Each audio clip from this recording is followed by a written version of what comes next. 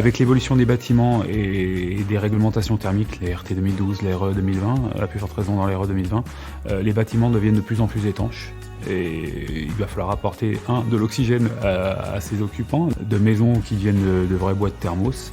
Et puis, par exemple, dans ce bâtiment qui est flambant neuf, il va falloir également éliminer quelques polluants. Là, par exemple, on a des peintures qui dégagent encore pas mal de composés organiques volatiles, mais aussi pour éliminer l'excès d'humidité lié à l'activité humaine, aux vapeurs dégagées en cuisine. Enfin, il y a pas mal de polluants à éliminer. On attribue à la mauvaise qualité d'air en France, on attribue 48 000 morts. L'Organisation mondiale de la santé estime que la barrière se situe à 800 parties par million de CO2. On part toujours en concentration de CO2 parce que c'est tout simplement une des valeurs les plus simples à mesurer. C'est un très bon marqueur de la qualité d'air. C'est la raison pour laquelle on s'exprime toujours, on se réfère toujours à ces concentrations en CO2 sur un bâtiment.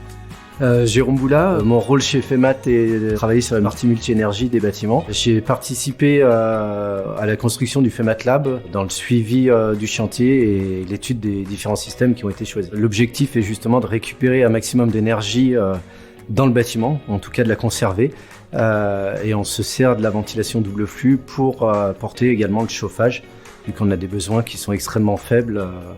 La VMC double flux, comment ça marche? C'est qu'on récupère la chaleur de l'air extrait pour la transmettre à l'air qui va rentrer.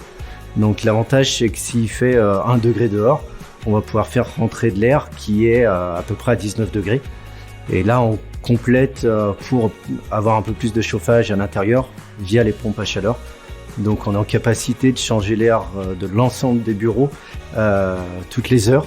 Voilà, donc on adapte les besoins en ventilation en fonction de l'occupation pour obtenir une bonne qualité d'air et pour obtenir une bonne température dans les bureaux.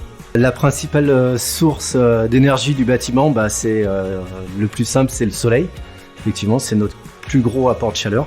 Donc celui-là en hiver est extrêmement intéressant avec toutes les parties vitrées qu'on a. Par contre, en été, effectivement, ça devient un inconvénient. C'est pour ça qu'on a 3 stations météo qui permettent de gérer en fonction de l'ensoleillement le réglage des protections solaires, des brises soleil qui sont sur chaque fenêtre.